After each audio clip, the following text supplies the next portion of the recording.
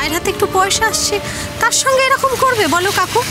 কোজাগরি বসু এত সহজে হার মানবার মেয়ে নয়। আমার যদি কেউ অকারণে ক্ষতি করার চেষ্টা করে, সে যদি আমার নিজের ছেলেও হয়, আমি তাকে স্পেয়ার করব না। কাকু, এই লড়াইটা আমার, আমাকে এই লড়াইটা শেষ করতে হবে।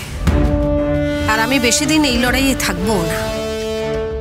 আশ্চর্য, পাড়ার লোকেরা এরকম করে। হ্যাঁ, পাড়ার লোক এতদিন জানতো কোজাগরি ঘরের বউ, সে ঘরে রান্না বান্না করে। আমার সব কথাতে পাড়ার লোক এক কথায় রাজি হয়ে যেত। আমি কিছু বললে সঙ্গে সঙ্গে এসে জড়ো হতো। এখন পাড়ার লোক এমন একটা ব্যবহার করে যেন আমাকে চেনেই না, আমি কোনো বিদেশি লোক। দেখেছি আমি দোকান করেছি, দোকানটা এত সহজে এত বড় হয়ে গেল, এত লোকজন খেতে আসে, দোকানের পসার হচ্ছে, সে দেখে তাদের হিংসে হতেই পারে। কিন্তু তুই তো আমার ছেলে, তুই তো চোখের সামনে দেখলি মা কত কষ্ট করে দোকানটা করলো, একটু একটু করে দোকানটা বড় হচ্ছে, 4টি লোক আসছে, মায়ের হাতে একটু পয়সা আসছে, তার সঙ্গে এরকম করবে বলো কাকু? আর ওর তো কোনো অসুবিধা নেই, মানে যদি সবাই মিলে ওকে চেপে ধরে তখন তো এই কথাটাই বলবে যে আমার মা এত কষ্ট করছে, সেগুলো তো আমরা চাই না। আমার মা আমাদের কারো কথা শুনছে না, আমরা চাই যাতে আমার মা বাড়িতে মন দিয়ে সংসার করতে পারে, সেজন্য আমরা এই কাজটা করেছি। হ্যাঁ, আমি জানি এই কথাই বলবে, কারণ এটাই ওর একমাত্র বাঁচার রাস্তা।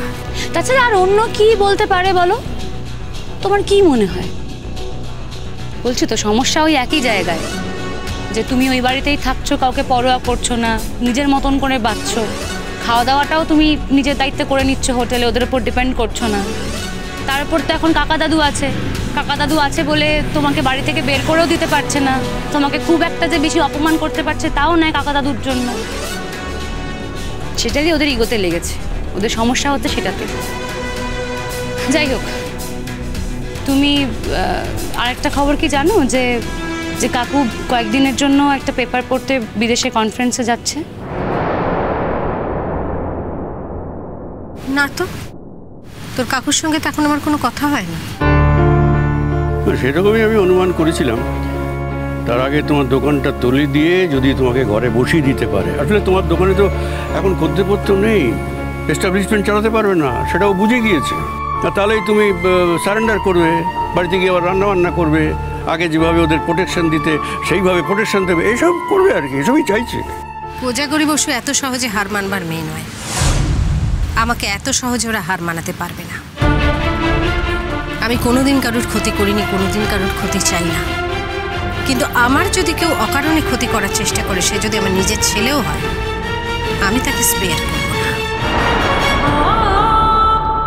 আমি তাকে অক্ষরে অক্ষরে বুঝিয়ে দেব আমি কি জিনিস।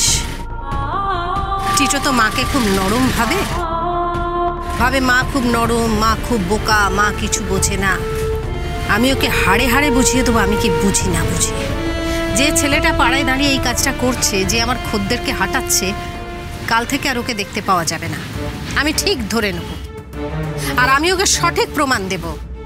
নইলে শোনা কথা তো ফুৎকারে উড়িয়ে দেবে।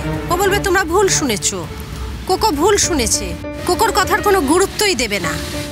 প্রমাণটা একদম আমাকে হাতে নাতে পেতে হবে, বুঝতে পেরেছিস তো?